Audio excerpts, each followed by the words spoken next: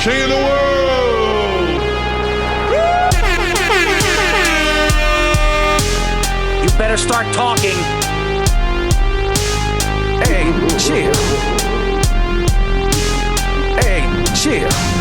I want what you want, brother. Oh, yeah?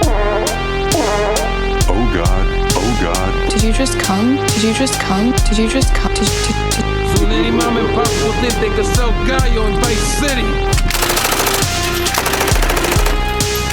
Wendy's bucket of nuggets and bucket of chili. So you can make a little chicken nugget cereal. Hot. The juiciness of the chili and the spicy chicken.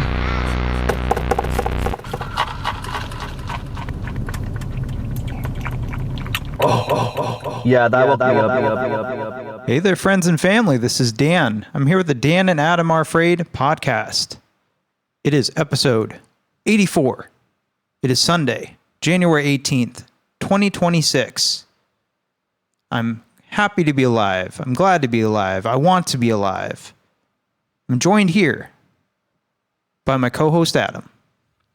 I don't want to be around anymore. I got too much shit on me. Hey.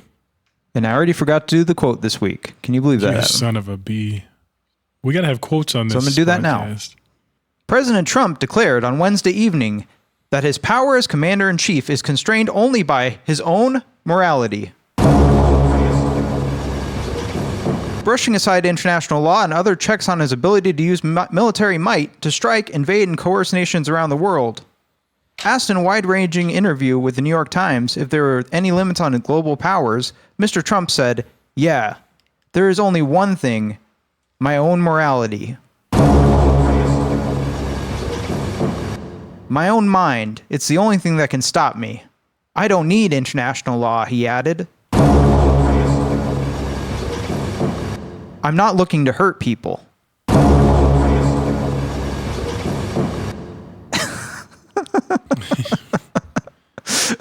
Do you like that bit?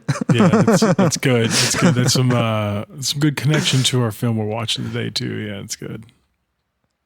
I hope that wasn't too loud. I'm assuming it was, though. That's fine.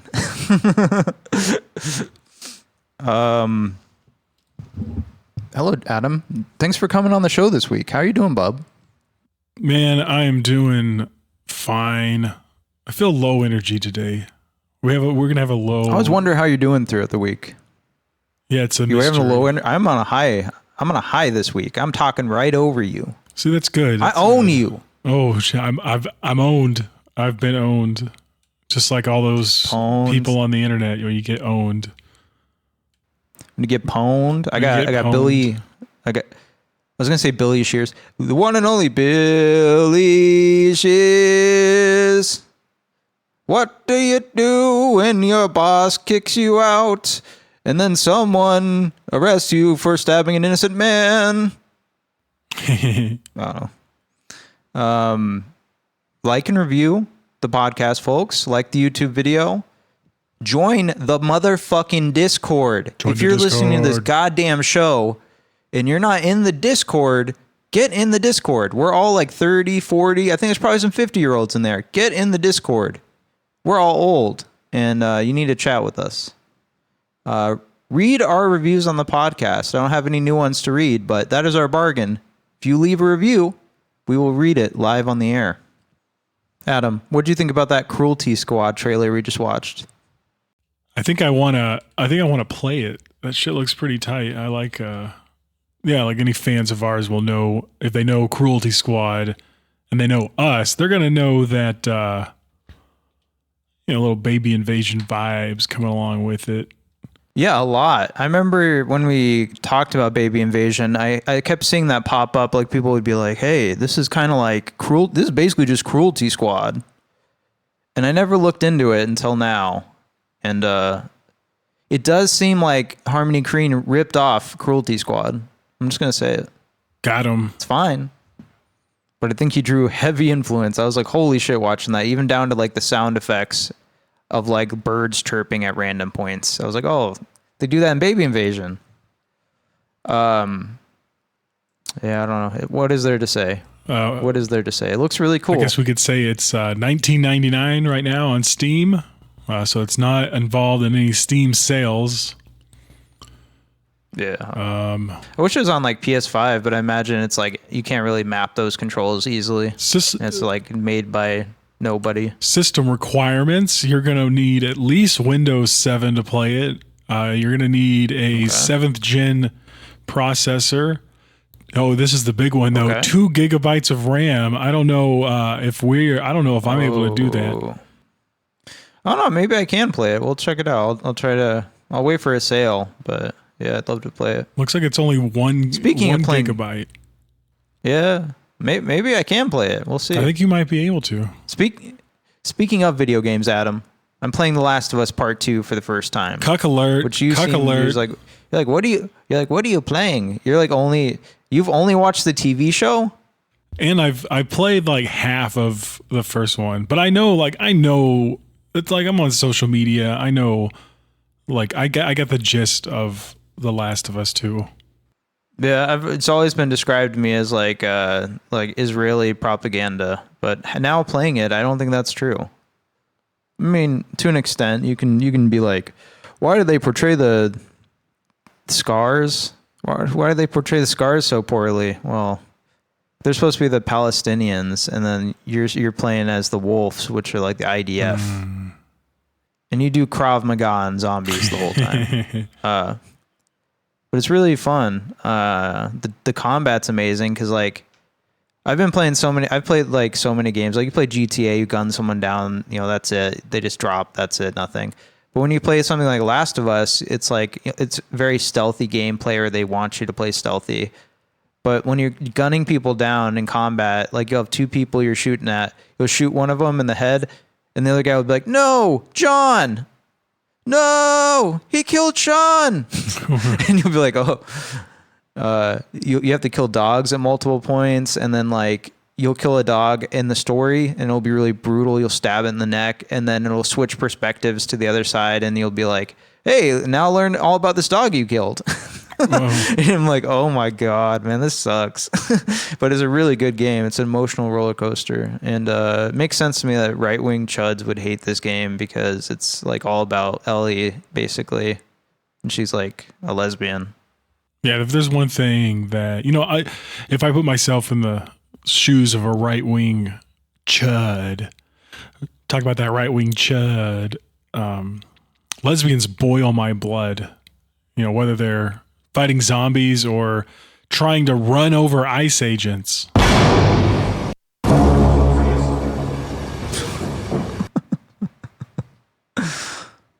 Oh, you want to talk about that, Adam? I mean, you want to bring that up on the show? I think I did, but what more is there to say other than we live in? There's jackbooted thugs running this. They're coming to Arizona, Adam. What are you going to do? They can kill white women now.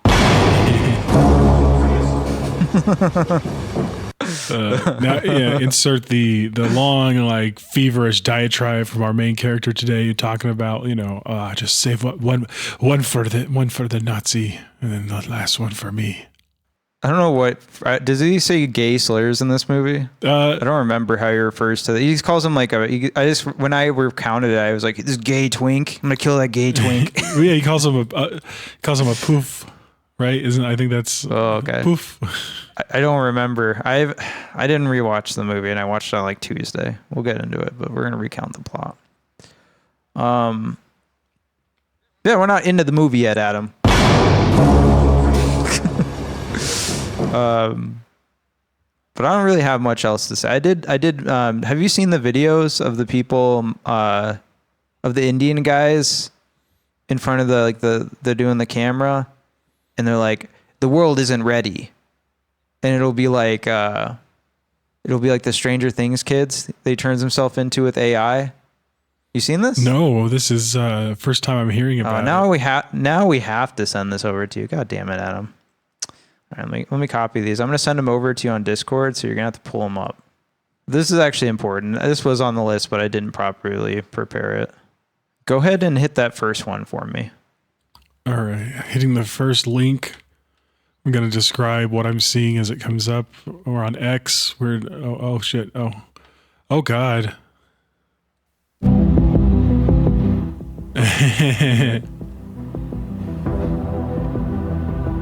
this is gonna get us sued. Oh no! So yeah, for the listening audience, I'm watching an Indian man who is having an AI wrap around his fucking face and shoulders of the Stranger Things kids, and it looks really good. It looks pretty good, man. We really are living in the fucking Adam, Jason Pargin's dystopia, aren't we? Can we ask a question here, Adam? Go and click that second link for me. Oh, and now we got. Why did we create this, Adam? Why did we create scamming software for the Indians?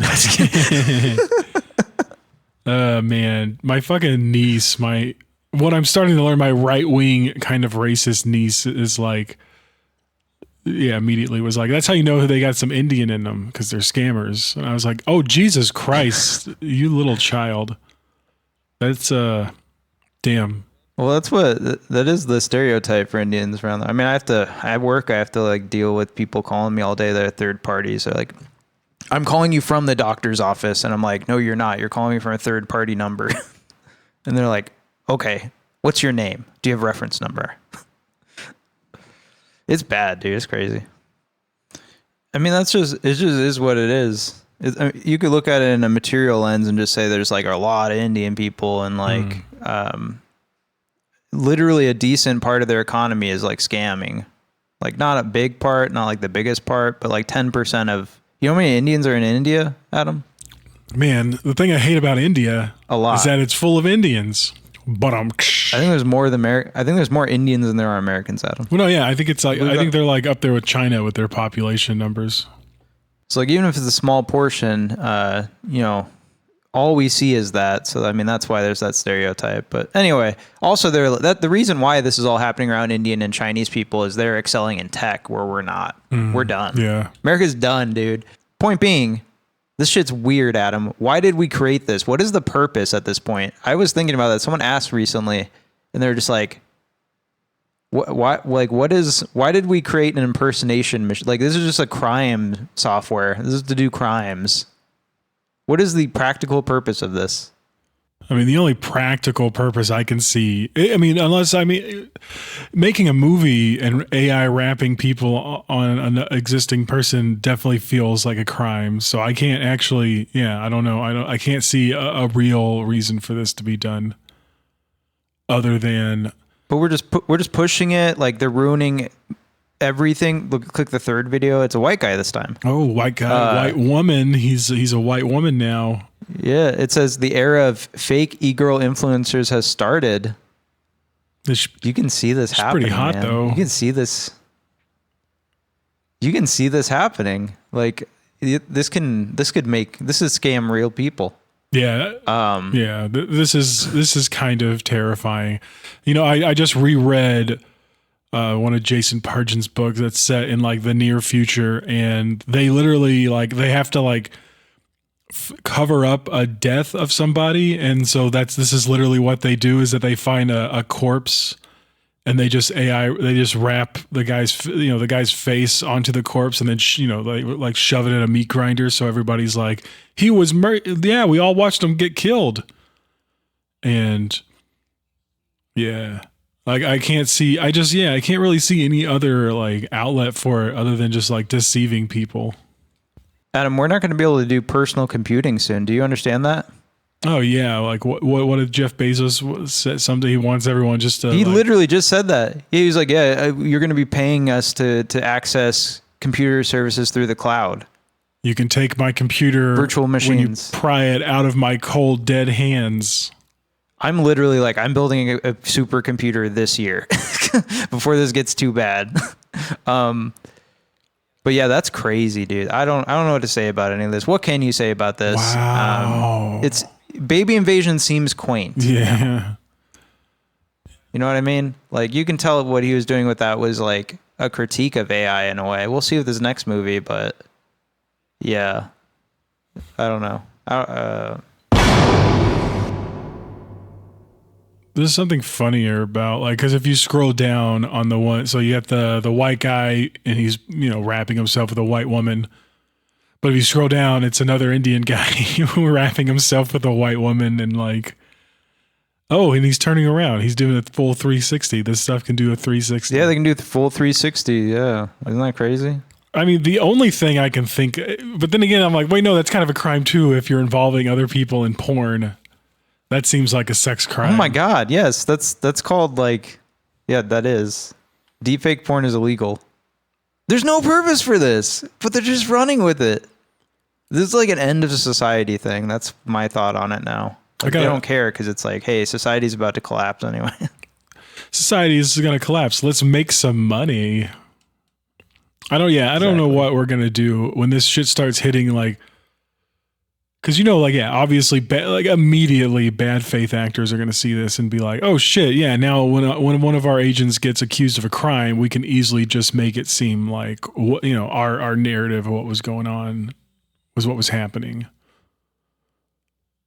I don't know. They already do this with our president on like a weekly basis when he does his weekly meetings or whatever. Whenever they show him at his desk, they use this software. All right, moving on. Next topic. Another weird fucking Orwellian thing. I don't think I sent you this one. Let me grab it. So the title for that one was "We're Not Prepared." This one is Got Milk? You heard about this, Adam? Heard about this weird shit? Oh yeah, no, I did see this one for sure. Yeah, what do we got here? This is the John Hamm meme. We got Secretary. Well, no. Oh God, he's Secretary. Yeah, Secretary of Health, Secretary Kennedy. They're taking a when you take that first sip of whole milk, and then we got the John Hamm. He's dancing like John Hamm. Yeah, I guess that's a music video he was in recently. Yeah, like and he has a milk mustache. Adam, why does a 70-year-old man have a milk mustache? I mean, also this is AI, right? This is definitely AI. Yeah, that's. I guess I don't know what to say. Part of me is like, we can hate on it, and I do, but it's coming hard, right? I've heard that this usually has to do with like a surplus. So there's probably like a surplus of pussy, blood-filled milk that they're like pumping full of like sugar and white dyes to sell to the public because there's a surplus, and that's why they're pushing this. Has to be, right? Like, it's got to be something, right? Yeah, like. I heard Michelle Obama banned whole milk for school kids during her and Barack's administration. I mean, so this is like kind of in response to that. Did she? I don't know. Apparently. Did Moshel? Yeah, she did. Limited options in school lunches, the fat-free and low-fat. And now you got who is this guy in relation to John Kennedy, JFK? RFK, I think it's his grandson. How is RFK related to JFK? Oh, is his nephew. Robert F. Kennedy, RFK, was the younger brother of President John F. Kennedy, JFK. He served as the U.S. Attorney General in his brother's administration. If you are referring to the current political figure, Robert F. Kennedy Jr., he is the nephew of JFK and the son of RFK. Nephew. Would you like more details on the Kennedy family tree? Absolutely not. Get out of here. I don't want any information on the crooked Kennedy family. I fucking hate when you get a liberal who's like, I love John F. Kennedy. John F. Kennedy. Okay. He did so much. Dude, yeah. We're all libs, but some of us are more lib. He did so much in the progress of like how your head can get opened up. He's kind of like Donald Trump. He's like he's sleeping with celebrities and women and calling them like bad names probably. Anyway, I don't know what to say. This is bad news for the week. There's your bad news for the week, Adam. The fact that more fascist stuff is happening. And yeah. What does your week look like, Adam? Before we get into it, what does your week look like? What do you do on Monday? What do you do on Tuesday? What did you do this week? What did you do on Monday? Don't put me on the man. Did you put me on the spot like that? Now I have to reveal to everybody that my life is like a day in the life. Boring. You don't talk about your work in detail, but I want to hear what'd you do with your time off? What'd you do Monday night? What'd you do Tuesday night? Well, this is a different time. Normally, I'm not visiting people in the hospital, but much of my time this week has been spent in a hospital. Yeah, weren't expecting that dour subject matter, were you? But then, yeah, I mean, I'm just wasting away on the, either on the couch. A lot of this week was, spent editing. I like to read a lot, Dan. I just got done reading Zoe is Too Drunk for This Dystopia by Jason Pargin. My life is not exciting. And you're just sitting there, just nodding at it, just I don't know. I'm letting you talk. See, I'm what is his name? Jamie Taco. I try not to be Jamie Taco anymore, Adam. Jamie Taco keeps stealing my lines.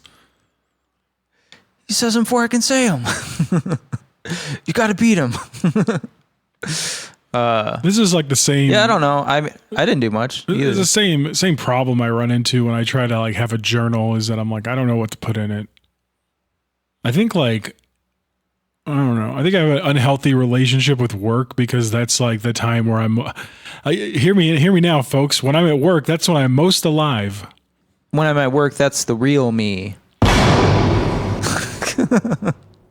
It's the real me sitting behind a computer, tip-tapping, talking to strangers. I mean, dude, don't get me wrong. Yeah, I know. I get excited. Like, customer service is like fucking wild, and doing it over the internet where there's no face-to-face, it's just a whole different.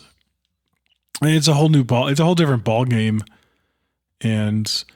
Lately, I've just really been hoping to get. I want to be able to go off. I want to be able to like not go off on somebody, but I want to like ridicule somebody at work. That's my main. That's what I'm looking forward to now when I go into work each week. Is like, I want someone to say something stupid so I can be like, "Are you stupid?" I just relate everything back to this movie this week. Oh man, still got this motherfucker next to me. This motherfucker. I'm gonna shoot him. He doesn't know it yet. Then I'm gonna kill him. Then I'm gonna kill myself. Revenge for a life lived and wasted. Either that guy feels like he's wasting his life out there mowing lawns, or is he living his best life? He's like, I'm getting paid right now, motherfucker. I imagine they're like me. They're just kind of he's in his own inner world while he's doing this. It's like thinking about a podcast. Maybe he's listening to a podcast. Damn, there's got to be some good headphones. I would have good headphones if I was riding a mower all day. All right, well, I don't think we have anything else to discuss. Adam, we watched a movie this week. What did we watch? Yes, Dan, we watched I Stand Alone. Coming soon to a theater near you.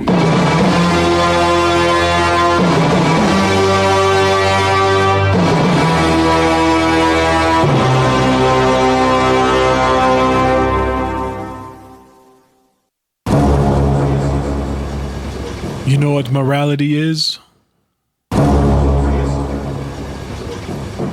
I'll tell you what it is. Morality is made for those who own it, the rich. And you know who is always right? The rich, and the poor pay the price. You want to see my morality? Yeah. Yeah? Yeah. Sure you won't regret it? I don't know. I think it's gonna scare you.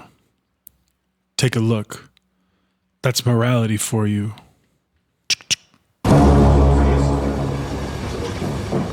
You know why I carry this around? Because the guy in blue who shows off his morality, dig? He's got the upper hand, dig? He and his fucking justice. But I? Here's my justice. Whether you're right or whether you're wrong, same difference, friend. Hey there, friends and family. It is episode 84. Thanks for joining the Dan and Adam Are Afraid family today. I'm glad you joined us. And join the Discord, like the YouTube video, review the podcast, like the podcast, do all those things. We're going to talk about Gaspar Noé's 1998 movie, I Stand Alone. also known as Seul, contre, tous. Do you like that pronunciation? That's very good. I do like the literal translation too. Alone against everyone. Oh, is that what it is? Yeah. Okay. Nice. It's a 1998 French psychological drama art film written and directed by our boy, Gaspar Noé. No taglines this week, Adam, and I'm not going to make fun of him for it. All right? I'm sorry, Leos Carax. Also, by the way, Leos Carax, right? Carax? Leos Carax. A horse butcher's life and mind begin to break down as he lashes out against various factions of society while attempting to reconnect with his estranged daughter. I guess before we get into I Stand Alone, Adam, did you do any reading at all? Did you have any knowledge of the short film Carne before this week's movie, before this podcast? Not before this podcast, no. Carne. It was a movie he made in 1991. It's a short film, and it is essentially the first... it's like a prequel to this. It's the first one. This is a sequel to that. And do you know the very opening of this movie, Adam, where it kind of goes through like the pre-roll, and it's like, hey, this is what happened up until now. Yeah. That's Carne. Oh, okay. Yeah. So if you watch that, you know what happened in Carne. So I watched that this morning, and it's funny how similar it is to I Stand Alone, because it's like, yeah, and almost nothing has changed. It's the same cinematic style in a lot of ways. It's that same like same cutting back and forth the whole time. Same characters, obviously. It starts with the brutal murder of a horse. And by brutal, I just mean like factory farming of a horse. So they shoot it in the head, let it blood ooze out of its head as it kind of like goes unsteady and falls over. They start gutting it. As I was watching that scene, I was just, that was probably one of the most effective animal cruelty scenes I've ever seen in a film. And it's always the factory farming stuff that gets me. It's not like the Cannibal Holocaust turtle scene or whatever. It's always this shit where I'm like, this is happening everywhere, all day, all the time. So just so we can fill our fat fucking mouths. It's upsetting to me, Adam. I'm going to become a vegetarian at some point. I can't I can't stand for this forever. Yeah, I went veggie for a while there, almost a year, and it does give you I'm going to tell you right now, it gives you a sense of moral superiority. And that's like the criticism people have of vegetarians and vegans, but I'm like, yeah, but it's correct. It's not. Do people agree with factory farming? They're like, yes, animals should spend their lives in a cage, and be plugged with hormones and murdered, so we can eat. I mean, I'm not against eating meat, but it should be done by like fucking regular ass farmers on a farm, and it shouldn't be large scale like it is. And really, we opened up this podcast. We were talking about this AI stuff, and has technology not been able to advance to the point where we can just create living meat that doesn't have a brain, that doesn't have a soul? They tried to with Beyond Meat and stuff, but now you got people like in Carne, the short film I just watched. He's like telling some guy who's like trying to sell horse meat too. He's like, it's the only meat you can eat without cooking it. You can eat it raw. That's why I love it. I was like, oh my God. I was like, is this movie about Robert F. Kennedy Jr.? Yeah, the raw meat. Hey, him and his weird blue drops too. Beyond Meat's not awful though. No, it's not. It's good. Why is it failing? And why are people like, oh, I want to eat raw. I want to drink raw milk and eat raw beef. I'm fucking crazy, and it should be removed from society. I'm honestly over it, dude. I think a lot of people need to be removed from society. Just taken off the board. You really do start to understand why Stalin and Lenin just shot people. Yeah, that worked out. What's the solution, boyo? I think thinking there is a solution. Like, what's the solution to humanity? Yeah, I don't think there is much of one other than tricking people, probably. Scamming people? Yeah, man. Get into this AI tech. People yearn to be scammed. They don't want to face the dark reality of the world. That's very true. People do love being scammed. That's why Donald Trump's president. Oh yeah, like anyway. Yeah. Well, it's like you get a victim, someone in the hospital, and everyone will be like, "Oh, they're doing fine, they're doing good," and you can sit there and watch them, and you're like, "I think this person's circling the drain of sanity, and they're gonna lose their mind forever." Everyone's like, "No, they're great." It's like I brought up that Italian prime minister the other day when she was like, "The world is bad, and next year is going to be worse." And I was like, people don't want to hear that. People want to be told, like, we're doing great, we're doing wonderful. Things are getting better than ever. And I think that's just like, that's just like a human like knee-jerk reaction to be like, no, it's not as bad as you think it is. Yeah, and it's annoying as things get worse and worse and worse, and we circle the drain, and we openly just become a Nazi state. Like, this is weird. It's weird that I'm just going to work right now. I mean, it's not that bad yet, but it might get there. Aren't we about to attack Greenland? Yeah. Fuck, man. Anyway, back to this movie that's very politically charged and directly related to everything in our lives right now. Let's go through our list. Adam. Written and directed by Gaspar Noé. I think I already said that. Cinematography by Dominique Colin? Also known for doing cinematography on Carne from 1991, the short film. And Gaspar Noé was also involved with the cinematography.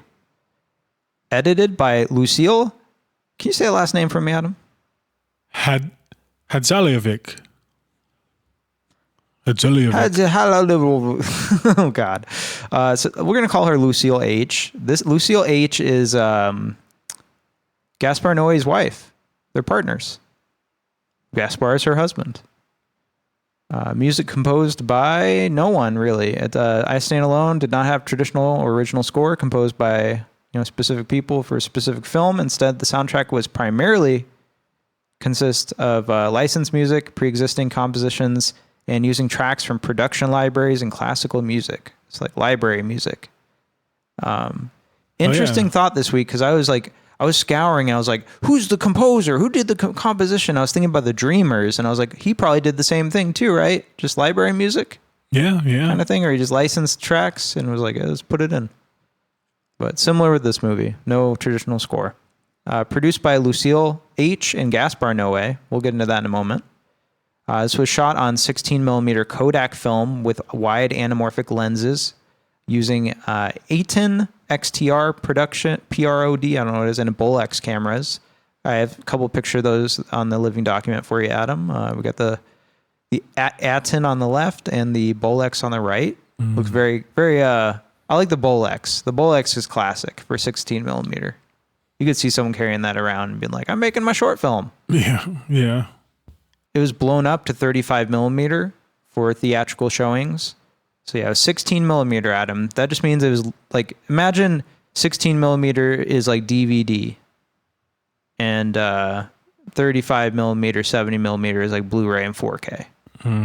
Okay, gotcha. This was shot on rough film stock and then blown up to bigger for the theaters. But you use 16mm because it's cheaper. Recording dates or shooting dates took place sporadically over a period of 2.5 years with frequent budget problems. The fashion designer Agnes B eventually granted a loan, which Noé says saved his production company. Filming locations: France. So IMDb just put down France, and they had 3 dislikes on it, 3 thumbs down. So from there, we can say maybe some of it's in Paris, France. I don't know what bits, but I think most of it's around Lille, France, which is in northern France, various suburbs and industrial outskirts. It doesn't look like the France you know and love, right, Adam? It's not Paris. Yeah, no, this is a very rough view of France. It's almost as if they were filming like around my neighborhood here. It kind of looks like Italy or something, kind of like where everything's kind of has that. It's just so different from America. That's always what strikes me about seeing these other places. Like the architecture is so different. Aspect ratio. Go ahead and read that big, beautiful aspect ratio for me, Adam. Aspect ratio is 2:66:1. It's like CinemaScope, where there are big black bars at the top and bottom of the screen. Unusually wider than common formats like 235:1 and 239:1. Yeah, so it's amazing. I started the movie and I was like, thank God, another filmmaker. Not to hate on Leos Carax, but why would you use that boring aspect ratio? At this point, if I made a movie, it would be my goal to never use that aspect ratio ever in my life. Maybe my last film before I die. Before you die. Runtime, only 93 minutes, Adam. How'd you feel about that? 1 hour 33. I mean, I liked it. I felt like the type of film this was, like, it didn't necessarily need a lot of meandering. It was very, especially with a lot of the cuts and like the musical stings you've already heard on this podcast. Yeah, it just really felt like the whole thing was a bit of a gunshot, right? It was very fast. It's very frenetic. Yeah. You just move from one thing to one thing to one thing, and you never really question the scenes changing. Production companies. Canal Plus. This was launched in 1984. It's a French media and telecoms conglomerate, major source of finance for domestic film production in France. So I guess if we talk about more French films, Adam, Canal Plus is probably going to come up a lot. Unique to this movie is Le Cinéma de la Zone. So Cinema of the Zone or something like that. Founded by Gaspar Noé and his partner Lucy H. in 1991. This is a French film production company. So cool. This is kind of common, They always have their own production company. Should we have our own company, Adam? Do we need a production company under Dan and Adam? It would probably help. Dan and Adam Productions. Dan and Adam LLC. What would we call it? We need a cool name though, so it sounds like we have actual funding or something though. Mosmopolis. We'll think about that. Love Stream Productions. So this is Agnes B's. It took me forever to figure out what the fuck this was. There's not much information online. Love Streams Productions is linked to Agnes B, this fashion designer. Also, may be responsible for Mr. Lonely and Shimi Wham, Harmony Korine short film with the group D Antwoord. Oh, okay, yeah. So that was like the grant he gave her. He gave him some money to save his production company. And then Pro CIREP, a civil society of cinema and television producers responsible for defending and representing French producers in the field of copyright and related rights. I imagine he just reached out for help on copyright, right? I don't know. I would do that. I don't know what the fuck I'm doing. So that's what I figure that is. It was distributed in France by Réseau Films. It was founded in 1992 and unfortunately shuttered in 2014 after 32 years and distributing nearly 400 films, such as Fat Girl from 2001, Trouble Every Day from 2001, In My Skin from 2002, which is a recent Severin Films 4K Blu-ray release, Paprika from 2006, Witching and Bitching, which is, I think, what's his name? D'Iglesia? What? You know what I'm talking about. Witching and Bitching, if you know about it. Mm-hmm. Revenge from 2017, which is the Corley Fargeet movie. She did The Substance most recently. So that's one we're going to talk about at some point. And then here in the United States, it was Strand releasing. We'll kind of get into their release in a minute. It's confusing, just like all these French movies we're talking about. Released at the Cannes Film Festival, May 16, 1998. And then went to TIFF, September 11, 1998. And February 17, 1999, the next year, it finally had a release in France. I don't know. It's kind of funny. I'd say wide release. France is tiny, right? So they just put it in the theaters they have. But apparently it was only like, no, I actually don't have details for the France. I don't have any details on this movie at all for money, really. But United States, we had a limited release, March 17, 1999. It was a Wednesday, Adam. What were you doing March 17, 99? Man, I was chilling in Oklahoma, not watching I Stand Alone. No, you weren't watching I Stand Alone yet? How old were you in 99? 99, I must have been like 13. Like 12? Yeah, 12, 13, something like that. Yeah. I was 5, so I was also not doing much. I was definitely not watching I Stand Alone. But interesting to think about that all the time. Put it in the context of my own life. I was 5 years old when this came out. Notable competition for the opening weekend of March 19, 1999. So this I'm targeting the domestic United States date because we didn't have anything. So it came out on Wednesday. 19th was the Friday. We had Forces of Nature. Have you heard of Forces of Nature, Adam? Forces of Nature. No, I haven't. A little Ben It's a Affleck. Ben Affleck and Sandra Bullock rom-com. I remember I think I remember the cover. Descriptions this time. I think I remember the cover of it. I've never heard of it. This is the first week that we've covered with this stuff where I'm like, I actually have not heard of any of this shit. Like, there's a couple, but like, it wasn't a great month for the United States. Maybe these are good. Maybe we should pick up some rocks and look at these. But Forces of Nature, I never watched it. True Crime. You love Clint Eastwood. Mystery thriller. I do like some Clint Eastwood, man. Wait, he's done more than this, right? He just did The Last Juror, didn't he? He loves this shit. And then you got The King and I. I had never heard of The King and I, but it was a Warner Brothers animated musical film. It looks really bad. I was surprised how bad animated movies could look in 99. Ravenous. It's a Guy Pearce, David Arquette, and Jeffrey Jones horror Western film. You've seen it? Yeah, and I saw this. So, what was I doing in 1999? Well, I was watching Ravenous, that's for sure.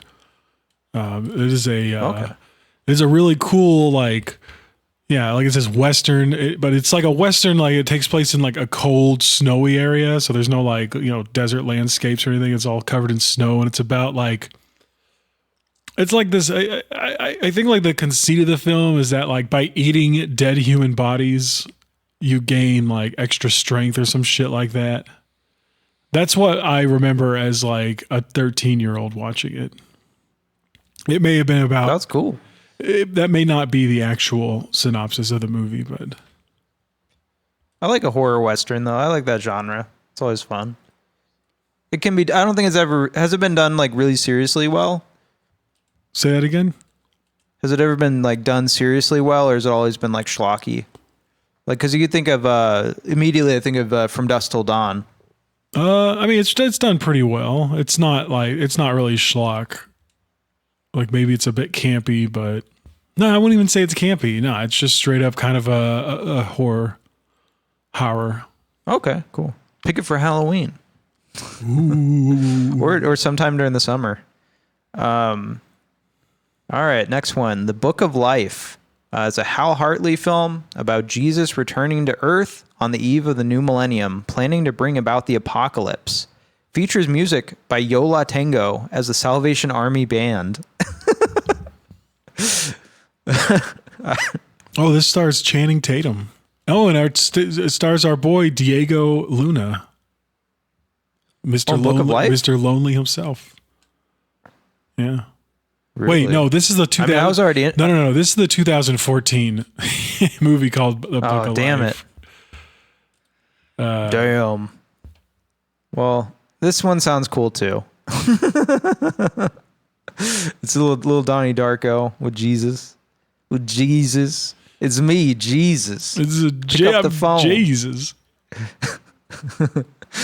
Sparkler. I've never heard of Sparkler. I'm interested in this one though, Adam. It seems right up my alley for like, I don't know what year it was, but it came out, I think it was a 97 technically. It's like an indie movie almost, but Jamie Kennedy, Freddie Prinze Jr. comedy drama film. Have you ever heard of Sparkler? No, I haven't heard of it.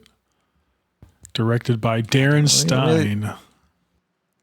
I want to pull up at least the Sparkler 1997. What was the plot to this movie? It was an American comedy drama. Melba May leaves her husband, truck driver Flint, when she catches him cheating on her with her best friend, Hurricane. She moves in with her mother, Sherry, but her psychic friend, Wanda, tells her that the cards show Melba surrounded by 3 kings. That night at the local railroad house, Melba meets 3 young men, Trent, Joel, and Brad. The guys happen to be on their way to L.A., from L.A. to Las Vegas. I don't know. It sounds really dumb. But it has fucking Jamie Kennedy and Freddie Prinze Jr. and Veronica Cartwright. Veronica Cartwright is like the voice of Lisa Simpson, right? Veronica Cartwright. No, that's Nancy Cartwright. Oh, really? Okay, fuck. Shows what I know. Anyway, check it out, folks. Sparkler. Other notable films from the same month. Analyze This. Cruel Intentions. Shakespeare in Love. The Other Sister. 8mm. Baby Geniuses.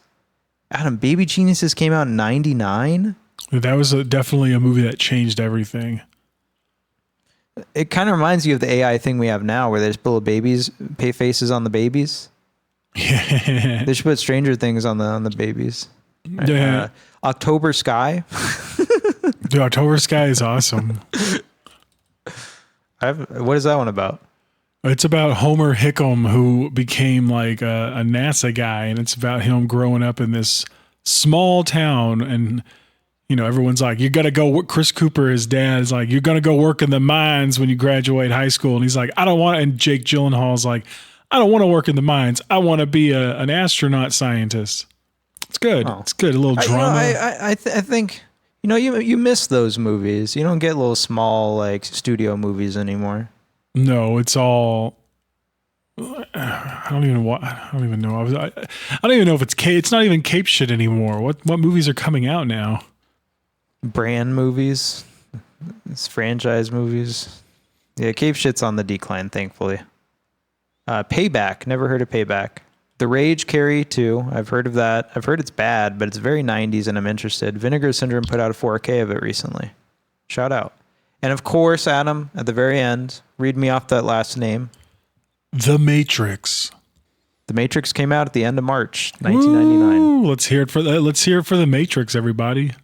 Yeah, I just rewatched the Matrix series. So we watched. We finally got to Matrix Resurrections yesterday, and then I watched John Wick 2. John Wick 2 was fine. My problem with the John Wick movies is that like it just feels like there's no purpose for them, and especially the second one, because like, what is he even? I was like, they should have killed his dog again. We dug your dog. At least then he'd have a purpose. You know what I mean? Killed your dog again? No, because he gets a second dog. Kill his second dog. We killed your cat this time. The only reason. Have you seen John Wick 2? Do you know what I'm talking about? I've certainly seen it. I certainly cannot remember what you're talking about. So exactly, that's the problem, because they're just vehicles for action scenes. And so like the actual story doesn't matter. The story's like he gets marked, he gets handed something and he refuses. And then the guy blows his house up. And he's like, oh, now I got to do it. And then he has to kill this guy's sister. He kills his sister. And the guy's like, actually, now I'm sending all the hitmen after you. I'm double crossing you. And the whole time I was just sitting there like, okay, so like everyone hears that John Wick kills the sister. What, don't they think like, oh, he was probably hired to do that? Probably by the brother who's going to,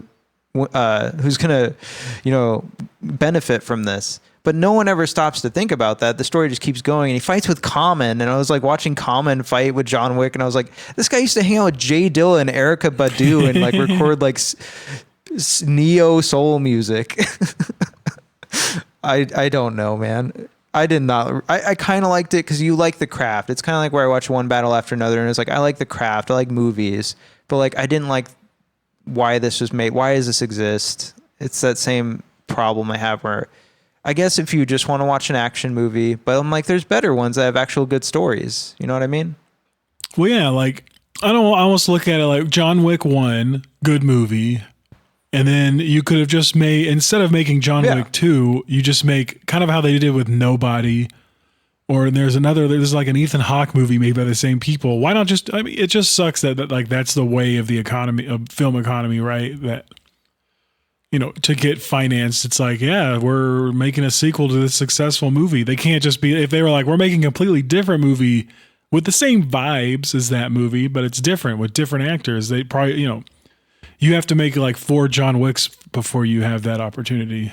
And it just sucks. Yeah, then they're like, Ballerina. I always make that joke. Because, yeah, they made Ballerina and that didn't do well. But they had to stick John Wick in that universe. They had to give him a cameo, and he's already dead. Spoilers. Spoiler alert. Yeah, I don't. I would have. That would be funny if at the end of Nobody, starring fuck, what's that guy's name? I love him. Bob Odenkirk. If they would, if I wish John Wick would have showed up at the end of Nobody and been like, "I have a job for you, if you want to take it." Is a Nobody a John Wick story? I gave you the name of the armless guy in Twin Peaks.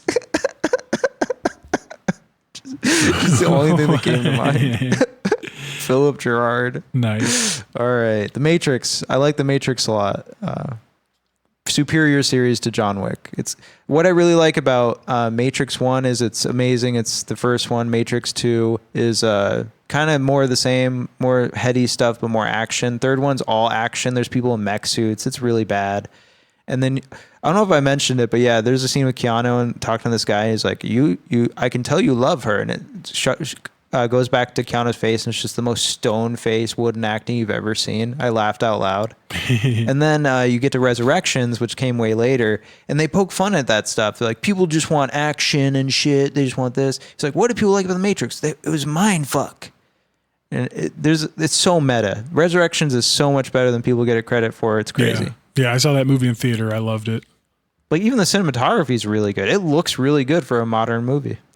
Looks as good as John Wick, but it has a brain. All right, budget for I Stand Alone.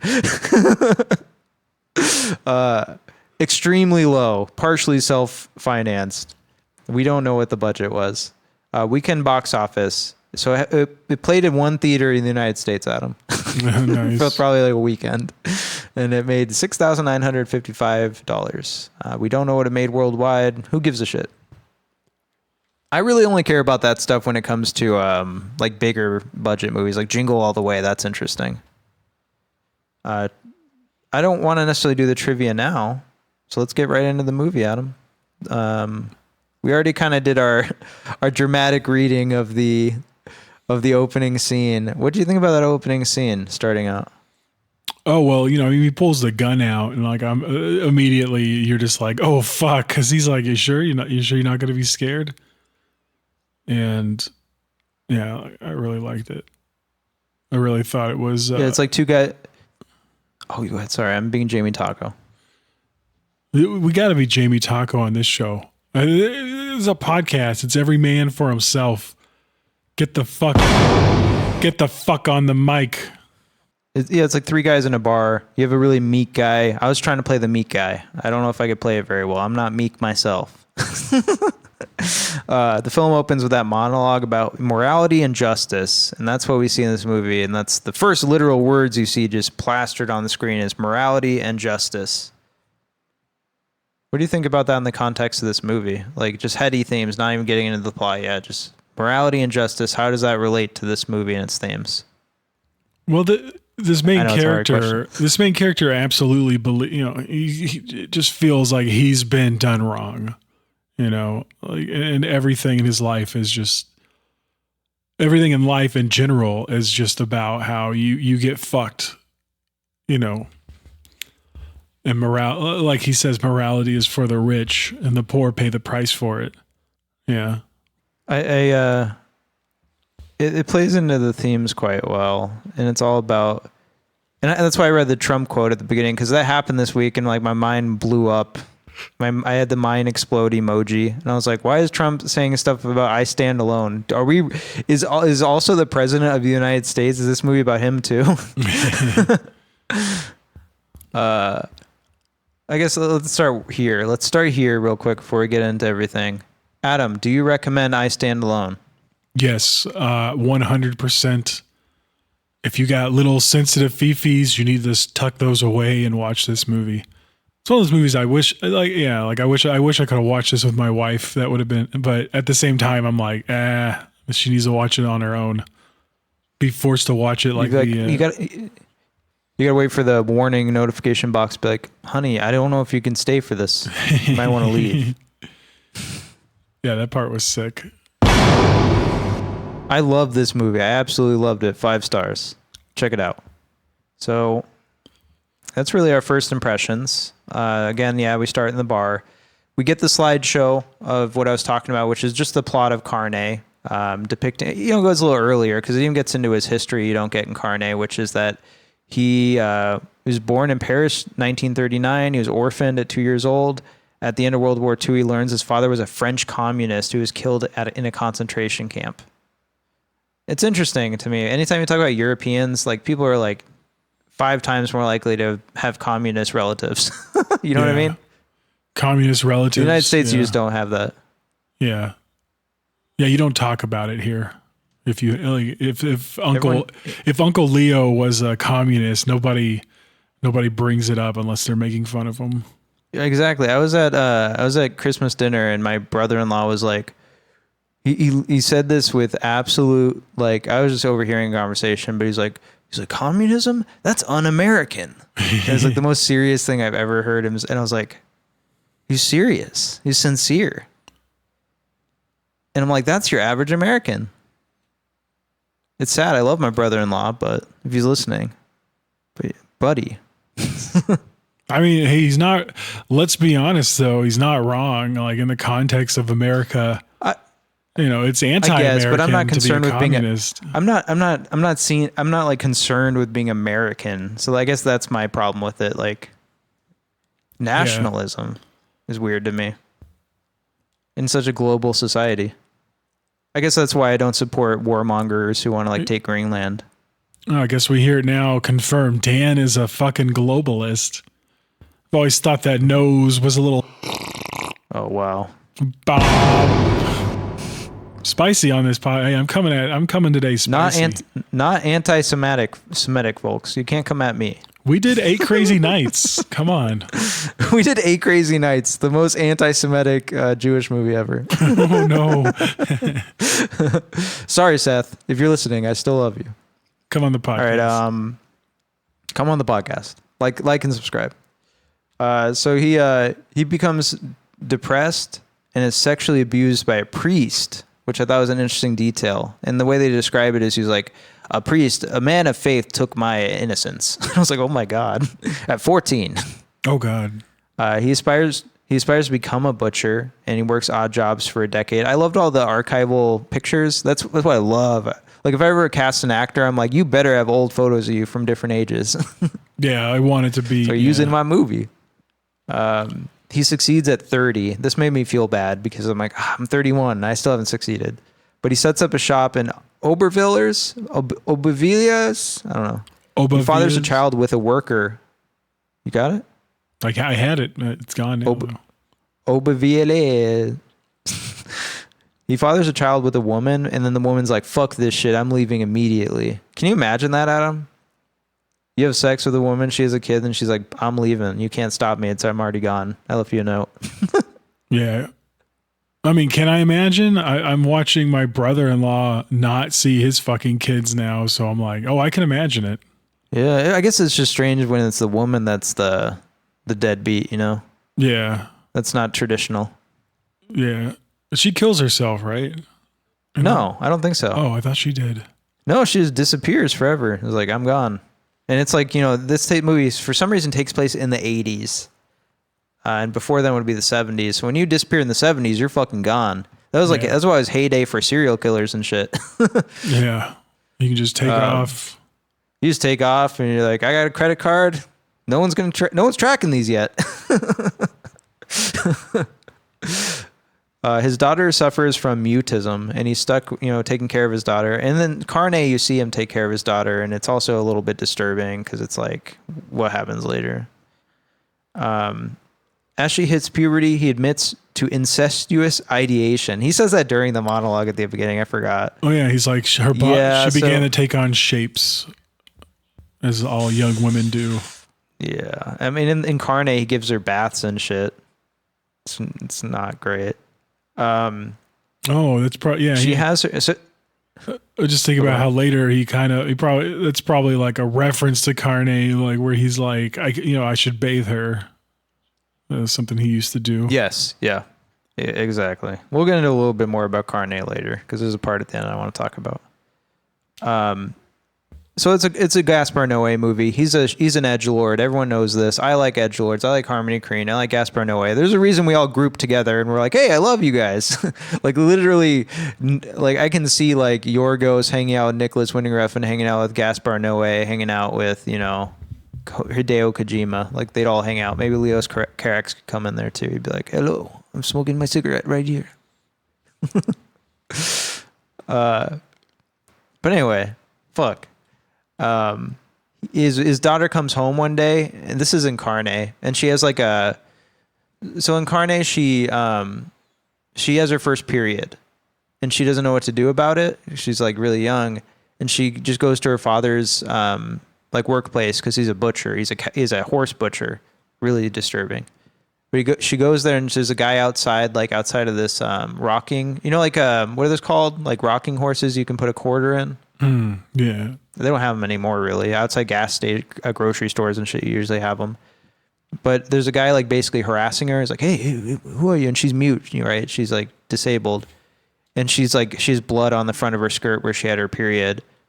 And the guy tries to like basically assault her, and then another guy sees it and tells the butcher. The butcher's like grabs his knife, runs outside. He goes up to some random foreigner guy who's eating his lunch and smoking a cigarette outside. He stabs him in the teeth. Ooh. Because he assumes she got molested or whatever. The first thing he thinks is rape. And he just stabs some random guy, and that's why he goes to jail. And he loses his daughter. He loses his shop. He loses all of his money. He loses everything. And then he says a final farewell to his daughter, too. And eventually he gets out of prison. He meets... We haven't mentioned it, but in the Carne, there is the bar woman. She's a character in the Carne short, and we see her in this movie, obviously. But the bar woman takes him in, gives him a job, and he's like, I guess he convinces her to, he gets her pregnant, and then he convinces her to sell her bar and move to wherever, sell a bar and start from scratch in Lille, and they're going to open up a new meat market with her money. He says a final farewell to his daughter and departs. And they go to move in with the bartender's mom. So they're living with the old lady while they figure out what to do next. And that's where I Stand Alone starts. Isn't it nice when I actually know the movie because I loved it? Yeah. I actually know what happened. From there, that's the start of I Stand Alone, which is just a descent into hell.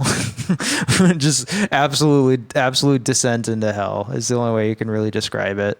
Because at the start, it's not even happy. He's like, this bitch better shut up or I'm going to kill her and her pipsqueak, that she has in her stomach. And I'm like, holy fuck. But yeah, he's living with the mom and shit. I mean, what can you really say? She's trying to make him get a job. And they go to various places. He's like, they're looking for a butcher at the deli. He's like, I'm not a deli man. And he doesn't go and try and get a job there. And the guy like just berates him. He's like, you need to smile. Smile. You need to smile. Smile. You need to make people smile, happy. And he just doesn't. And he's like, get out of here. You're fired. I was like, holy shit. This guy just does not give a fuck at the beginning. At the beginning of this movie, he already does not give a shit and is already spiraling. Yeah. So he can't get a job. I love the fucking scene where like he and his girl, what's her name? Does she have a name? The fat, his fat. We didn't go through the pig. cast list or anything, but she's just called the mistress. And like he's in his underwear and her mom walks in and there's just like this flash of his, like she like looks down at his clothed crotch, but a flash of his bare penis, like, which I thought was just like, I don't know, just wild. Like this mom's just staring at his dick, picturing his penis. And like, I'm like, oh God. Later on, he's like, I could have a threesome with the two of them, those perverts. And I was like, yeah, you might. Like, oh God, really? I didn't catch that. Okay. I did notice the penis. I always notice the penis. We're pro penis here on the podcast. I'm showing off my penis right now, actually. Look at it, Dan. He's waving it around. He's doing the Borat thing. Yeah, it's kind of like a clock's hands. There's actually two of them. It's very impressive. How'd you do that? How'd you do that? So she starts manipulating him, right? Because she's got the upper hand. She's got all the money from selling the bartending shop. And she's like, yeah, you got to get this job. And, you know, she really puts all this pressure on him and berates him. And then, you know, he kind of just fucking loses it. There's at one point before that they, I guess she tries to get him a job with like a nursing home or some shit, like a care home. And that was like one of his final straws. He was like, I know what she's trying to do. She's trying to make me care for her and this old bitch forever. And then he just fucking snaps because he comes home late or some shit, right? Do you remember why he comes home late?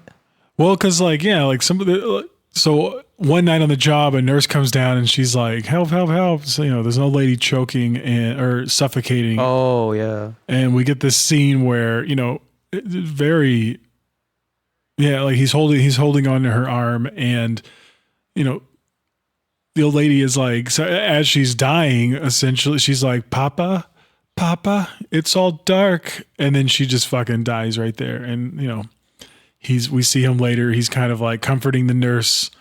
And by comfort, I mean slowly, he's starting to like fill her up. And, you know, he decides like, I can walk you home. And he does. And he doesn't go inside. He berates himself a little bit for not like essentially not having the balls to go after a woman who likes him. And yeah, because she's like, she wanted it. And he's even seen by Miss Fabienne.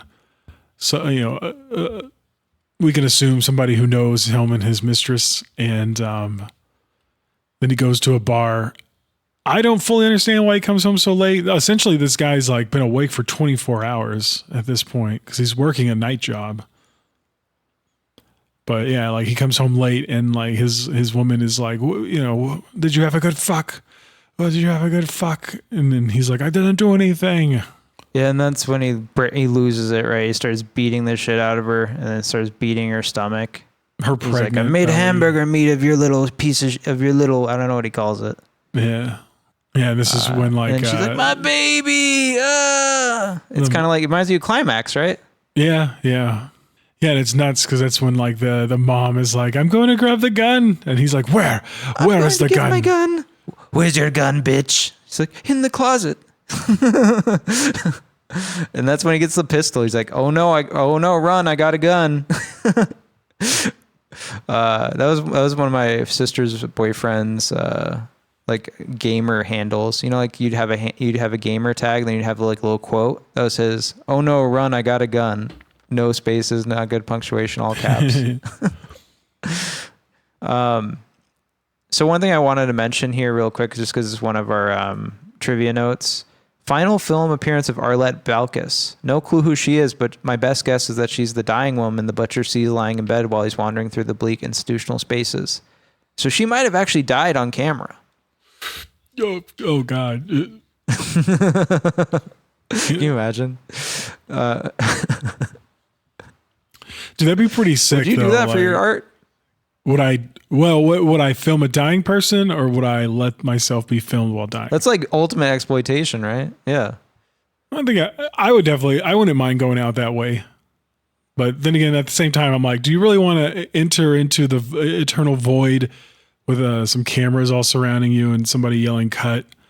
Some fat guy eating a sandwich in the background, like behind the set. Maybe you live on in the scene forever. Oh God! So the rest of your eternity, you're just suffocating. I should mention, rest in peace, David Lynch. We just passed a year since his passing. Dream on, dreamer. We live inside the dream. We are like the dreamer who dreams and lives inside the dream.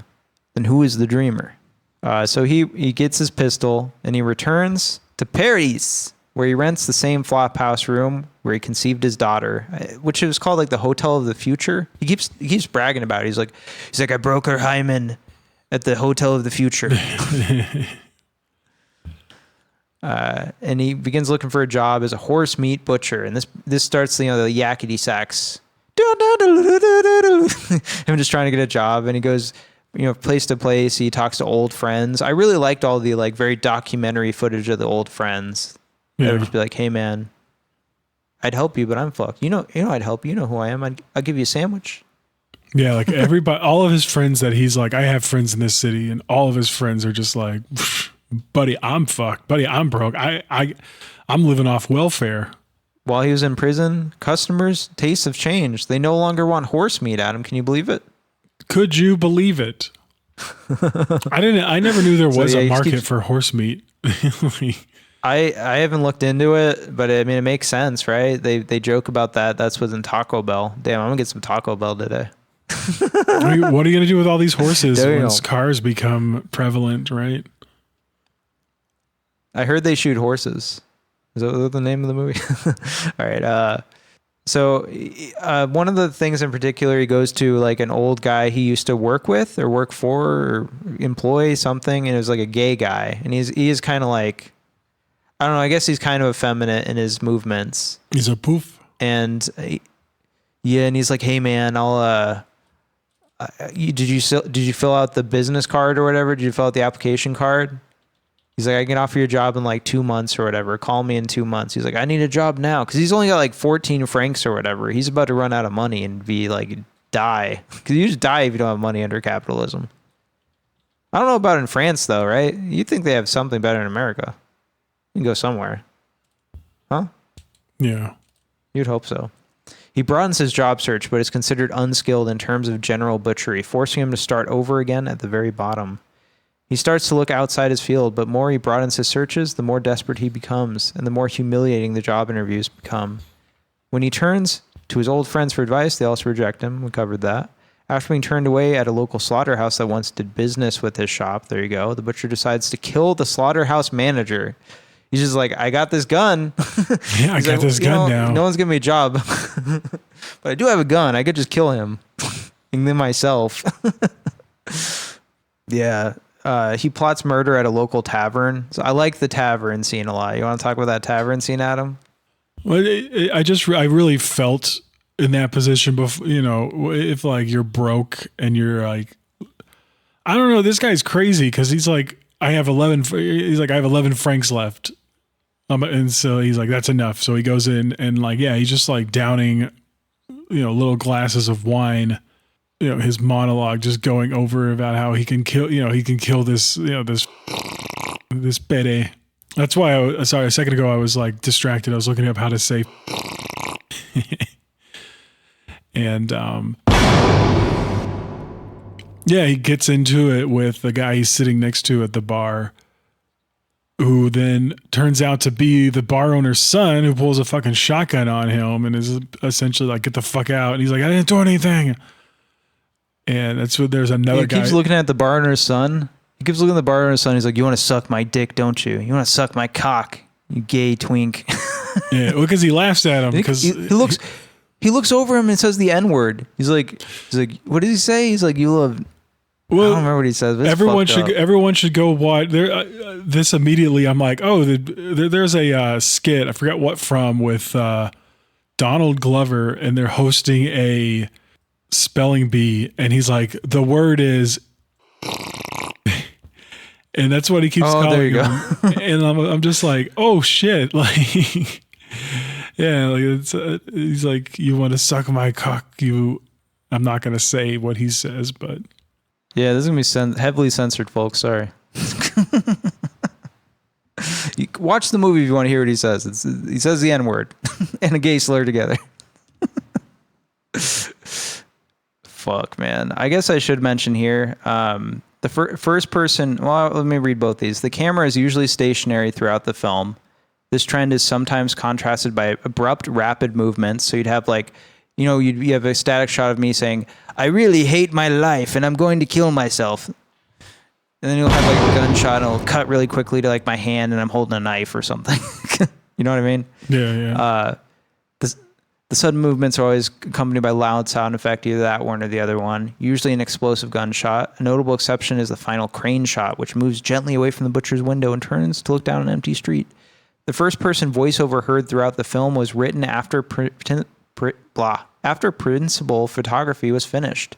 Writer and director Gaspar Noé said he was mostly drunk when he wrote it because he wanted to be as close as possible to the mindset of the main character. Noé also told audiences that the rage and frustration articulated in the voiceover was inspired by the near poverty he experienced during the production of the self-financed debut feature. So yeah. And also, so this movie's like, there's not much traditional dialogue. We're all in this guy's head the whole time with overlapping dialogue almost. And since we have mentioned the slurs being used in this movie, you have a trivia note here that I thought was interesting. Gaspar Noé has stated that many of the French far-right originally championed this film because of the anti-immigrant views expressed by the protagonists. And that was something I was thinking while watching this movie, because I was like, yeah, this guy is not a good guy. This guy is a bad guy. But he's the protagonist of the film. So I could see, some people being like, hell yeah, this guy knows what's up.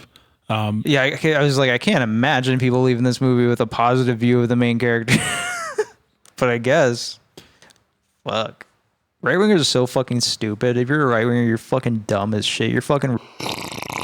Yeah, my wife and I were talking about with views of like just how people in the you have someone sick in the hospital, and I was kind of alluding to it earlier. How folks want to be like, no, they're fine. They're on the upswing. They're doing better.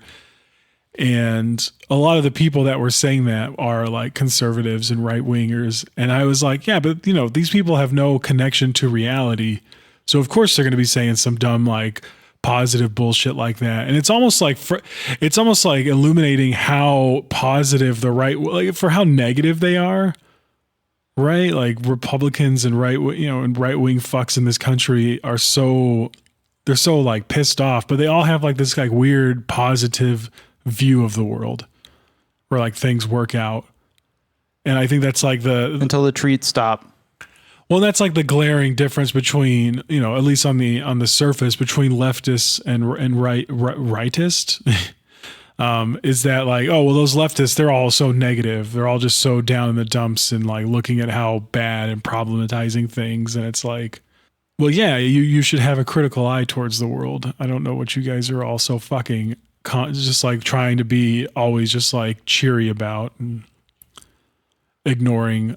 Facts don't care about your feelings. Exactly. Another, was there another note in here? I guess we're getting to it. We're going to get to it in a second. Let's cut through this. I think you're making some great points, Adam. Thank you for bringing that up. You add a lot to this show. I feel like you're complimenting the special kidding class. Way to go, Ricky. You really ate all those crayons.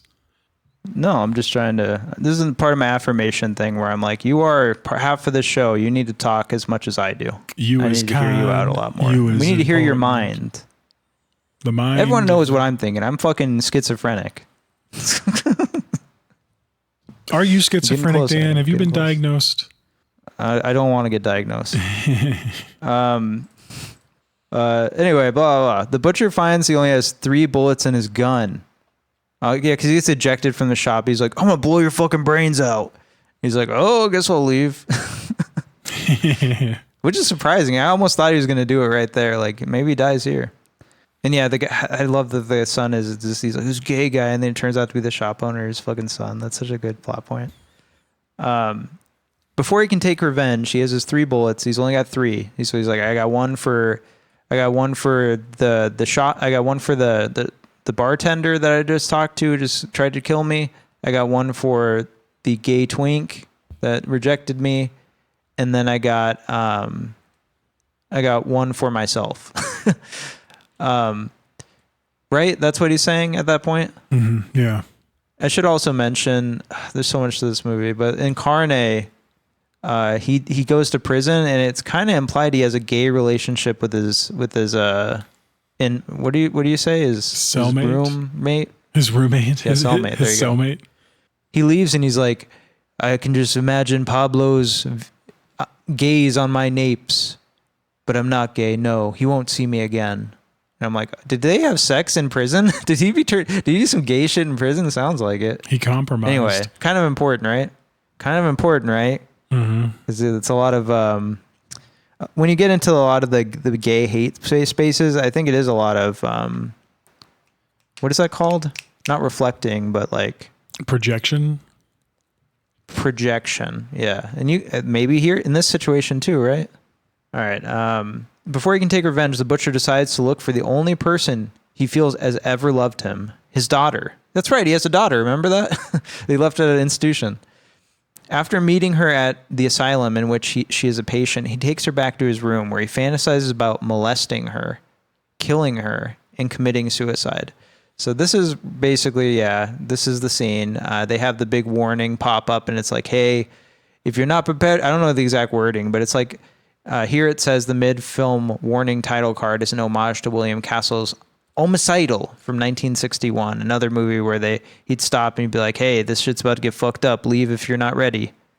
What do you think about that scene, Adam? What do you think about the 30-second countdown? Oh, I loved it. And like, I was getting like, it does its job. Like, if you're the type of person, you know, and I imagine if you're the type of person that's going to leave during that scene, you're probably not watching this movie. And so for me watching this, I was just like, oh shit, oh fuck, it's coming. Like, I was like, and then, then when the countdown ends, the screen goes from black, bam, goes to red, danger. And I thought that was like a really cool that was a really cool thing to see. I've never seen that before. I really need a drink, and then we're going to take this home. Let me grab my drink. I'm sorry. I'm dying of thirst. Dan is dying of thirst. I'm dying of consumption. According to a 2010 interview, Noé came up with the idea of the butcher character following a conversation he had with his father as a teenager. The Argentinian-born Noé was traveling to his mother's native France for the first time, and upon landing in Paris, his father turned to him and said, "They eat horses here," referring to the French consumption of horse meat, which is unheard of in Argentina. Noé then decided that a horse meat butcher would make a great character in a film, and thus formed the basis of his first short, Carne. Oh, sorry, I was just reading a little trivia. Nice. No, I'm glad you did. That's a great idea. They eat horses here, don't they? There you go. Where the fuck were we? What did you just say? Well, the warning title card. Yeah. Yeah, I was just that shit was that was sick. 10 out of 10. I liked it a lot. It is like a tongue-in-cheek thing though, because like you've already seen a lot of fucked up shit by this point. You've already seen him try to abort his own child by beating the shit out of the mistress. Maybe put it there at the beginning of the movie instead of midway through. But I do understand why, because it is shocking. He molests, and I guess he sleeps with his own daughter. Yeah, they don't really show it, but no, yeah, you see him it's like filling her up. Gratuitous. They show him killing her though. That's gratuitous. That is the scene. So he shoots her in the neck for some reason. Well, and he even says like when he was a butcher, you don't expect it. He's just like, poof. And it's like when he was a butcher, he was like taught to slit their jugular. So he aims for the jugular. Yeah, but then she's like she's just like writhing she's just like writhing in pain. And so finally he's like, I have to do it. I can't have her suffer, and like puts the fucking like goes down, gets the gun against her temple and pulls the fucking trigger. Then you got spaghetti sauce shoot out of the back of her head. Yeah, that looks someone said that somewhere, and now it did look a little orange, but it's disturbing. Yeah, like he molests and kills his own daughter, and then from there you really get this really, I don't know a better word to describe it, manic, schizophrenic, like back and forth in his head. You got to kill yourself. You have to do it. Like just over and over, and it's all overlapping, going crazy, and he's going back and forth, pacing. He's like sitting on the bed, not sitting on the bed. He fantasizes the bullet going off and killing himself. And I think he does. And then it turns out to be a fantasy. Yeah. Yeah, because then he decides to put his gun away, resolving to be good. Yeah, like it cuts right back to the same scene where he first like starts to pull the gun out of his closet, and then he's like, "No, you can't do this." He tearfully embraces his daughter. Again, however, he starts contemplate having sex with her in the same manner he did with her mother. And like right before that happened, I was like, "Oh, this is a wholesome ending to the movie." Cause like he's just holding her and he's crying and he's like, "I love you," and she starts crying and like, consoles him back, and they're just like embracing each other as like a father and his daughter. But then he starts to have like he starts to like put his hand on her breast, and you're like, Jesus fucking Christ. Yep, it's he starts unzipping her jacket, begins fondling her. As he abuses his daughter, the butcher, between more and more incoherent thoughts, tries to justify his act by asserting that the world does not condemn his love because it is evil, but because it is too powerful. There it is. Yeah. Boom.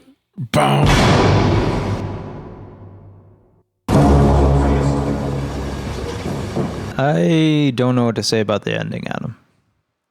I mean, I think we're just seeing, the ending of this movie with like a not so good protagonist who is like gonna continue his fucking life of like misery and fucking. Well, maybe he won't be miserable now. Maybe this is what's gonna turn him around. Maybe that's the moral of this story.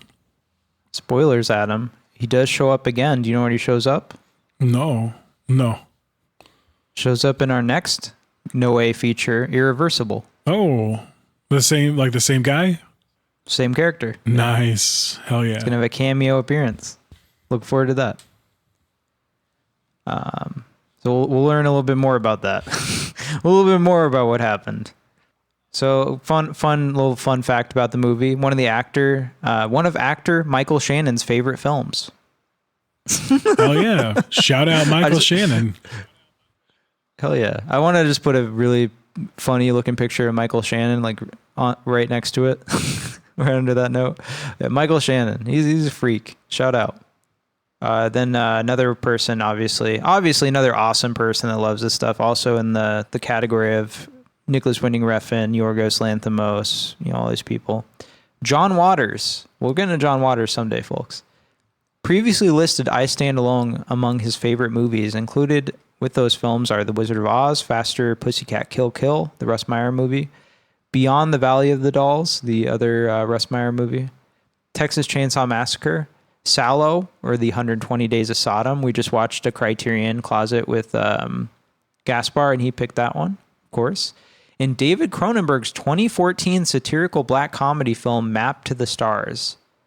I'm really curious about Map to the Stars, Adam. Really curious about it. I hear a lot about it. In 2003, he selected it as his favorite film to introduce at that year's Maryland Film Festival. And here's a little interview clip. Some guy named Kelsey. Who do you think is pushing buttons now? Waters answers, certainly Harmony Korine. Certainly Gaspar Noé. Certainly Todd Solondz. There's millions of them. I always pick those kinds of movies. They're usually French. They're usually feel-bad movies. I like hard movies. I like the ones that are basically the opposite of a date movie. Also a big friend of David Lynch, R.I.P.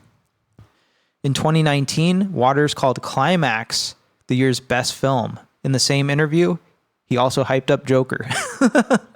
So, John Waters, man, come on the podcast. And Adam, we have a Letterboxd review. Can you read the first one there for me? Yes, I can. Dan, user Alex Culpin said on September 14th, 2016, I Stand Alone is an endearing, beautiful, and sometimes difficult viewing experience highlighting the trials and tribulations of Woody Allen's love life. Yeah, it doesn't get you until the end. You just get to it. They had us in the first half. It's a good one. I have a more critical review. Writing for Entertainment Weekly, film critic Owen Gleiberman gave the film a favorable review, saying, "The power of I Stand Alone lies in the way that the butcher's everything sucks ferocity masks and ultimately reveals his despair. The movie blisters with scalding poignance of a man trying and failing to surgically remove his own heart." Giving it a score of B+. That was the first review I heard of this movie that actually made sense with the themes of the movie and the ending, that made me kind of like understand the ending. He tries to surgically remove his own heart and fails. Mm. That's good, yeah. I'll leave you with that. I think that makes the ending make sense a little bit to me. That's everything, guys. That's the whole movie. I guess I do have a couple little things. Let me see. How does it feel compared to other Noé films, Adam? We made a comparison to Climax. I definitely feel the style as early as 91 and 98 here. Yeah, you have like different technology making the movie, but you still like You still get like that, like we've said, that frenetic, almost schizophrenic storytelling in this movie. I felt like maybe it was. I haven't, like I said, I've only seen those two films by Noé, but what am I trying to say? You've seen Enter the Void. You remember that? Do I remember that though? We'll get to it. We don't remember that well, but you kind of remember it, right? Yeah. I definitely, yeah. As far as like being a part of Noé's oeuvre, for sure, this is you could see it. This is one of his movies, and like I wasn't ready for the, like we said, like mostly the camera is pretty stationary during this film, but there are all those times where it's like, and like zooms in really fucking fast to something. I wasn't ready for that, and as soon as it happened, I was like, oh shit! Like I think I'm into this movie. That's how I remember this movie is, yeah, just it's very punctuated, you know. I'm very taken by gimmicks, and I think Ari Aster was talking about like he likes to do things with the camera where if you watch it, you'll be like, "Ooh, this guy's a good filmmaker." You know, little tricks like that, and I'm definitely one of those folks who will be like I don't just watch movies for the plot. I don't just watch movies for the action. Like I watch it for how is it being filmed. There's a scene, we watched Eddington like 1,000 fucking times. I rewatched most of it while editing the last week's podcast, and there's like a scene in that movie where like. The main character is running down the street with a gun and he like looks left and he looks right. And I'm sure like there are plenty of people that'd be lost on, but the way the camera just swivels with his fucking head as he's looking, I remember just being like, "Ooh, that's cool." And yeah. Yeah. Astor reminds me of Kubrick. I always say this. Reminds me of Kubrick. He's this day's Kubrick, and we will be, what is the word? I will be vindicated. I am vindicated. I was selfish. I was wrong. I know I'm right. Yeah, I mean, that's what I was saying about the aspect ratio, right? Like I started and I was like, oh, a real filmmaker. That's a choice. It is also weird to do 16 millimeter and anamorphic wide lens. That's not done very often. That's unusual. Uh-huh. The Butcher Adam. Is he sympathetic? Is he a warning? Is he a mirror? All three? I'm not going to say all three. I don't necessarily think he's a sympathetic character.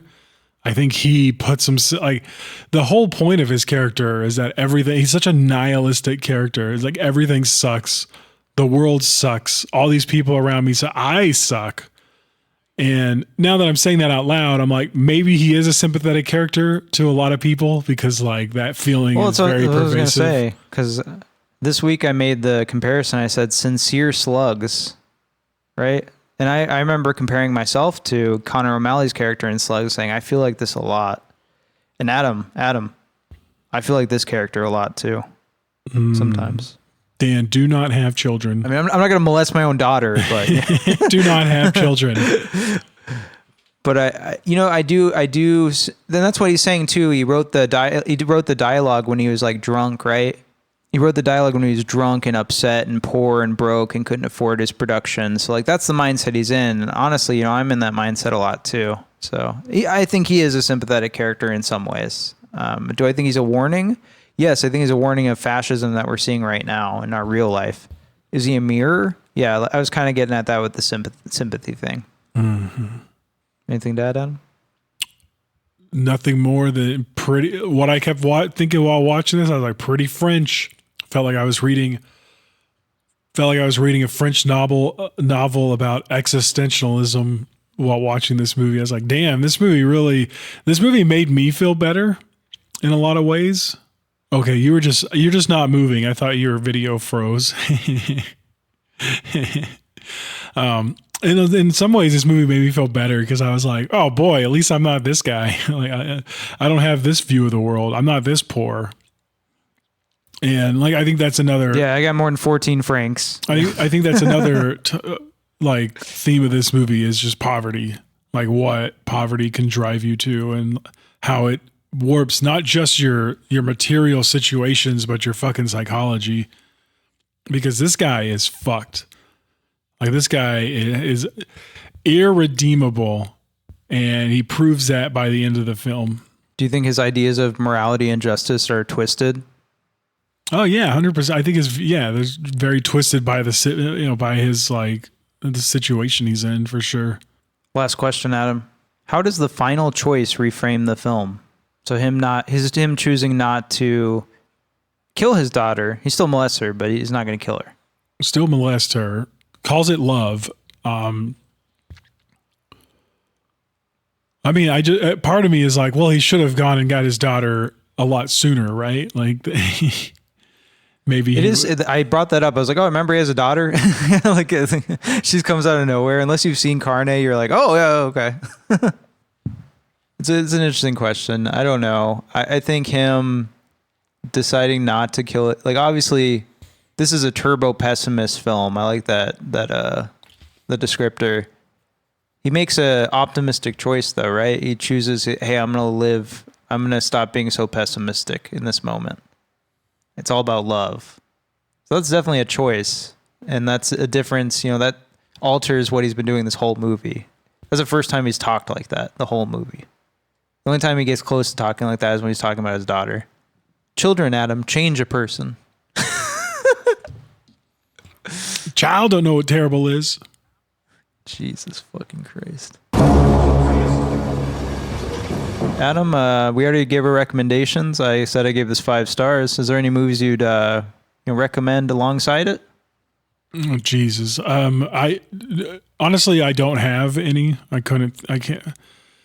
I would imagine maybe without seeing it, some of Nicholas Winding Refn's early works. But that's just based off of trailers that I've seen, and because they're both kind of grainy films. Do you have recommendations, Dan? Sorry, hold up. I'm typing in movies like I Stand Alone real quick. We got, if you like Stand Alone, you can watch Climax, Enter the Void. You can watch Vortex, Lux Eterna. These are all Gaspar Noé movies. Just watch. That's the problem, Adam, is we're watching these movies by visionary directors who are kind of, unique in their style. So it's hard to... You could be like, well, the incest angle. What movies? I don't really want to recommend incest. I don't even know how many I know. There's that one with Julia, chick from Safe, Julianne Moore. Yeah, Julianne Moore. There's that one. Check it out if you want to. I'm not even going to name it. But they also got Dogtooth. That makes sense. Yeah, Dogtooth, right? We just watched an incest movie. Yeah. Dogtooth. Holy Motors is also fucking recommended. That's crazy. The Piano Teacher, Titane, The Houses That Jack Built. We gotta get to that someday. That's a Lars von Trier movie I'm really interested to check out with Matt Dillon. Yeah, check it out, man. This is a really unique film. Holy shit. I've been thinking about this movie all week. I love this movie. It's kind of like when we watch Climax. I went back and looked at my Letterboxd rating for Climax, and do you remember what I said about it at the time? No, I do not. Why I was giving it 4.5 stars or whatever, or 4 stars. I don't, it doesn't make sense to me because now I think back on Climax. I'm like, that's a 5-star movie. Like, if I wouldn't even want to make a party horror movie because I'm like, Climax already exists. He did it. He made the best one. Do you have anything to say, Adam? Do you have anything to say to finish up I Stand Alone? I mean, I don't know what more can even be said. I mean, I guess one thought. Were you excited about to watch Irreversible? Oh, go ahead. One thought I had, of like, what the fuck is that? I have to look it up now. It's a book though. It's not. Like one thing I kept thinking of while watching this was like Albert Camus' book, The Stranger, which is is also about an emotionally detached Frenchman who kills somebody and like. I don't know. It's also a book that's about existentialism and absurdism. So I think I don't know. I'm really glad I watched this film. It's going to be one of those things that maybe I will revisit at some point when I'm feeling low and I need a nice pick me up. Are you excited for Irreversible? Are you excited to continue on the Noé train? I am, man. Like I'm becoming a big Gaspar Noé fan. So he's got quite a few movies to still talk about. At least that's it. That's I Stand Alone. Justice, morality. That's your decision. Adam, did you pick a movie for next week? Man, I'm gonna reveal something about. I've been looking. I always forget about this part somehow until like 5 minutes before the podcast. So now I want. Oh God, Book 2. Do we continue with the French theme? I think we should. Dan, would you rather watch an animated film or a live action film? Putting the ball in your court. I'll flip a coin. Give one of them a side. Animated film will be heads. Dan is flipping a coin. He looks like Trump flipping a coin. Yeah, I'm not good at it. It's tails. No animation this week, folks. So it sounds like we're going to be watching 2002's Demon Lover, a French neo-noir thriller written and directed by Olivier Assayas. And this one stars some French people, but for our podcast listeners, you're going to recognize a little Chloe Sevigny is in this movie. Wow. So let's. That's a great pick, Adam. That's crazy. Is it a great pick? That's nice to know. Yeah, I've never heard of it. It seems like someone like classy would recommend this to me, and I'd be like, oh, maybe. So I'm glad you picked it. That's interesting. It's a new year. It's new us, new Dan and Adam this year. We're diving headfirst into art films, which makes sense. We're gonna die soon, so might as well jump right into the deep end. Yeah, might as well see what we haven't seen. Hey, chill. I want what you want, brother. Do you have any positive words for our beautiful listeners that have stuck around with us for 2 hours or whatever the fuck? It was a long one. Yeah, I mean, just. Go love your kids, but don't love your kids, if you know what I'm saying. Now what? What are you, Dan Rather? What is it, 60 Minutes? What are you, the Question King? Huh? Chill. Hey, chill. I want what you want, brother. Oh yeah? Jazz aliens?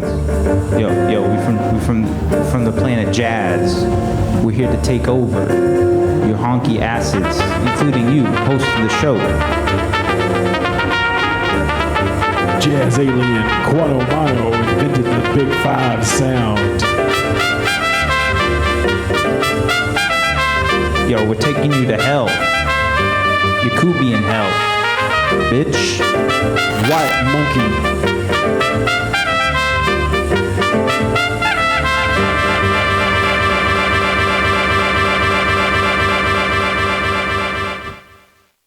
I don't like to work without the master.